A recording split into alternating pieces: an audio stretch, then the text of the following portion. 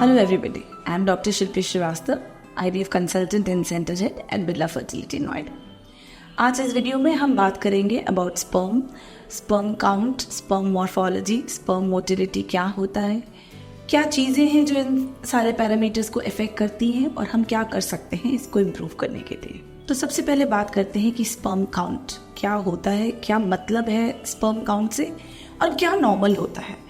तो अगर हम बात करें कि स्पर्म काउंट का मतलब क्या है, तो स्पर्म काउंट मतलब वी सी की एक मैस्टरबेटेड सैंपल में कितने मिलियन स्पर्म्स प्रेजेंट हैं।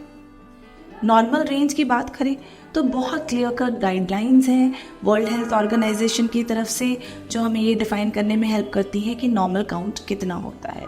ये गाइडलाइंस हर 10-5 साल पे चेंज होती रहती हैं। जो हमारे पास लेटेस्ट गाइडलाइन है 2022 का, उसके हिसाब से मोर देन और equal to 16 million is considered as normal sperm count. तो क्या जब हम स्पर्म काउंट और या स्पर्म के पैरामीटर्स की बात करते हैं तो क्या count is the only thing which we see? No, what is important is motility and morphology. मतलब कि स्पर्म सैंपल में जो एक स्पर्म हमें दिख रहा है उसमें आगे बढ़ने की क्षमता, उसकी मोटिलिटी कैसी है और उसका आकार कैसा है। अगर आप मुझसे पूछें कि मैम इन तीनों पैरामीटर्स में सबसे इम्पॉर्टेंट क्या है, तो मैं सबसे ज़्यादा इम्पॉर्टेंस मॉर्फोलॉजी को दूंगी। एक स्पर्म सैंपल में कितना काउंट है, क्या मोटिलिटी है और क्या मॉर्फोलॉजी है ये स्पर्म्स की, तीनों ही बहुत ज़्यादा इम्पॉर्टेंट पैरामीटर्स हैं और ये तीनों को इक्वल इम्पॉर्टेंस देके देखना चाहिए। क्योंकि अगर आपका काउंट नॉर्मल है लेकिन अगर मोटिलिटी कम है, मतलब कि आपके शुक्राणुओं में आगे बढ़ने की क्षमता नहीं है, तो भी नेचुरल प्रेगनेंसी होने में प्रॉब्लम होगी। और अगर आपका काउंट और मोटिलिटी दोनों नॉर्मल है लेकिन मॉर्फोलॉजी ख़राब है, 0% है या 1% है या स्पर्म हेड में डिफेक्ट्स हैं, तो भी नेचुरल कंसेप्शन में दिक्कतें आएंगी।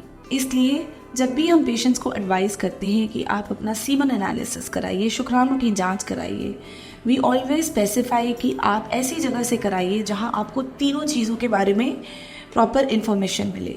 ज़्यादातर लैब्स में जो टेस्ट होते हैं वहाँ पे मोटिलिटी और काउंट पे तो कमेंट होता है, पर मॉर्फोलॉजी के पैरामीटर्स बहुत गलत तरीके से देखे जाते हैं और बहुत गलत रिपोर्टिंग की जाती है।